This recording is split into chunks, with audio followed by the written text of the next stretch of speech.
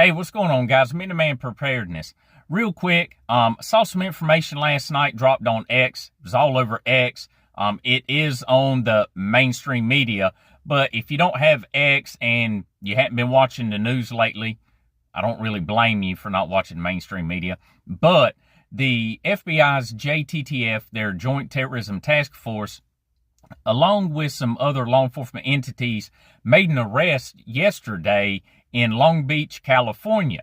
So this arrest began with them watching an individual who was funneling money over to ISIS, in small amounts, but the grand total was $1,600. Now, whenever they made the arrest, I assume they conducted a search warrant of the premises since they located this item. But on top of sending money to ISIS, this individual had created an IED. It appeared to consist of 3 pressurized containers wrapped in ball bearings with some wiring and an on-off switch. With the switch, I would assume that this individual was going to have this on their person and then flip the switch to detonate said IED, because it didn't have a remote switch on it. It just had a basic on-off switch like you would see on a lawnmower or a tractor or something like that.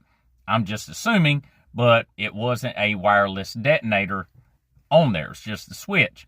So for you naysayers out there who say, oh, these individuals aren't here, those terrorists aren't here, they're not planning anything, you all are fear-mongering and this won't never happen. Well, they just arrested a terrorist over in California sending money over to ISIS and who had created and had in their possession an IED. Now, I've read some comments about it. People are like, oh, it was a very crude IED.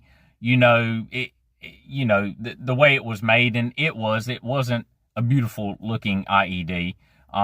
It was, kind of crude and thrown together. But the fact is this person had created one and more than likely had the intent to utilize it. One person being injured or killed by these terrorists, whether it's a nicely made IED or a crudely made IED, it doesn't matter. One is one too many.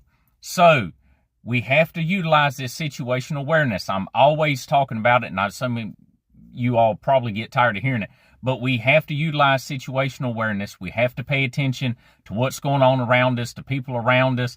Are there unattended bags where we are, kind of in strange places? Are people wearing, unseasonable clothing during the summertime? We need to pay attention to these things, but check it out online. You all stay safe. Have a great day, and Minuteman